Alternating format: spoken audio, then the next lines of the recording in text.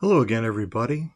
This is Rocketrickj18, and today I'm going to talk to you about some recent card pickups and one recent memorabilia pickup. The memorabilia is small enough that I can show it to you, and I'm chuckling because when you see it, you'll know why.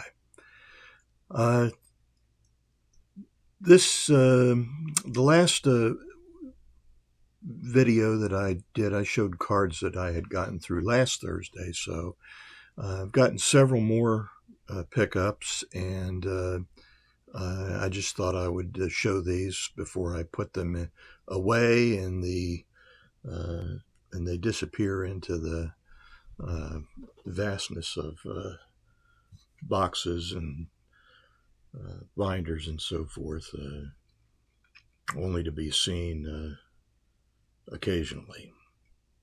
So without any further ado, let's look at some stuff.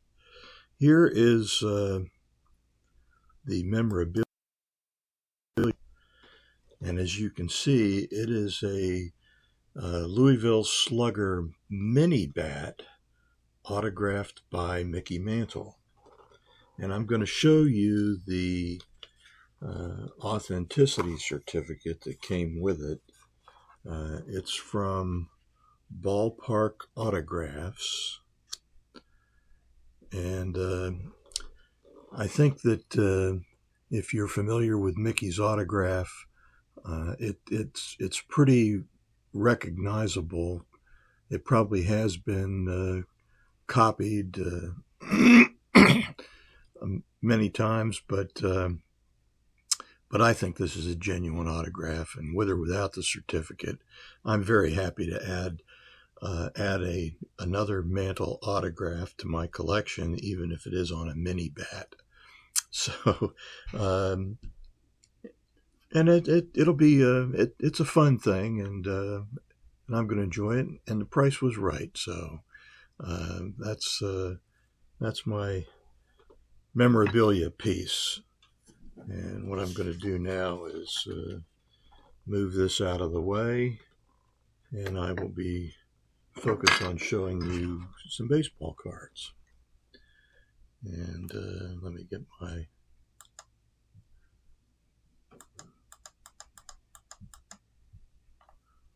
my table rectangularly coordinated so that you can appreciate it a little better. The first pickup that I have is a 1991 Bowman card of Ivan Rodriguez, the Hall of Fame catcher, card number 22 from that set in a mint 9.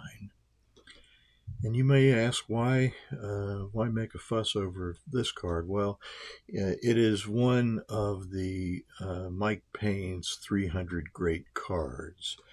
So I'm adding this to my collection, and I believe it brings me up to 220. And I also discovered I have another one of the Mike Payne 300 cards, which is the 1992 Topps Traded Nomar Garciaparra. And I would show it to you, except that it is in a sealed box of the Topps Traded set for that year. So I really can't show it to you. I could show you the box, but that's about as much fun as, I don't know what, something that's not very much fun. So that's Ivan Rodriguez. The next card I'm going to show is it's a tribute to one of the elder statesmen of the card dealer. I'm sorry, I'm peeling this tape off here because it's covering up the autograph, which is the main thing I wanted to show. So Kit Young Cards is anybody that's been in the hobby for more than a minute has heard of them. There have been Kit Young goes back to the early, probably in the 1970s, even certainly the 80s, because that's where I first became acquainted with him in the 80s. He was in Vancouver, Washington at the time, and he's later relocated to San Diego, and I believe that is where his warehouse is and other business activities. However, at some point, he relocated his residence to Maui in the Hawaiian Islands. And unfortunately, there was a great fire there, many of you might have heard of, and many of the houses, including Kit's, was destroyed. No one hurt in Kit or his wife or anybody associated with the card company. Obviously, other people were hurt, and anyway, I had the good fortune to meet Kit in person at the National last year. I'd met him in person at the National in Atlantic City the year before, but I really got a chance to meet with him and talk to him, and really enjoyed his company. And I was very sad when he suffered that loss. So this card commemorates the Kit Young Conference, which were held between 1986 and 2000. And this card is card number 413 of 500, and it's autographed by Kit. So I saw it on eBay, and I said, well, I have to have that. And anyway, we certainly wish Kit all good fortune in recovering from his terrible loss, and thank goodness that it was something that was not in the nature of a personal injury. So we have that to be thankful for. The next card that I want to show you are some cards from the 2023 Topps Time-Spanning Tandems set. And this is card number TS7. It is the blue parallel, and it's Babe Ruth and Aaron Judge. And the next one is from the same set, and this is card number TS8, with being of Hank Aaron and Ronald Acuna Jr. And then we have TS1, which is the time-spanning tandems of Babe Ruth and Shohei Ohtani. So I have had those to show, and we'll put those aside for the moment. And then I'm going to show a couple more cards, which are card number 5 and card number 56 from the Yankee Clipper 1941 streak. This commemorates, obviously, Joe DiMaggio's 56-game hitting streak.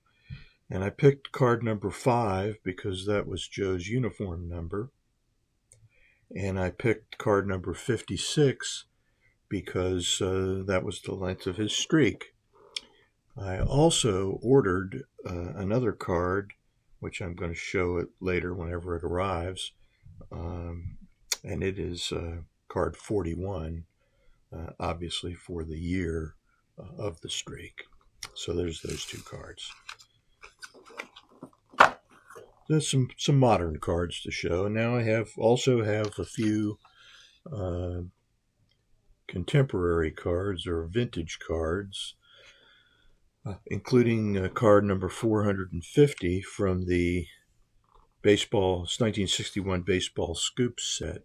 And this commemorates Mickey's longest home run hit at Yankee Stadium. And you can see He hit it just below the light tower and roof line of the right field bleachers. The roof is on the third deck. Just missed by a feet or several inches of passing outside of the stadium altogether, and had it done so, it would have been the first and only home run to be hit out of Yankee Stadium. Didn't quite make it. In fact, caromed back off of that place where it hit and landed back on the field. So it was still a home run, but certainly lacked the intensity, I guess I would say, of seeing a ball hit out of Yankee Stadium for the first and only time. He did hit another long home run in Yankee Stadium, which went out to left field. So that's baseball scoops.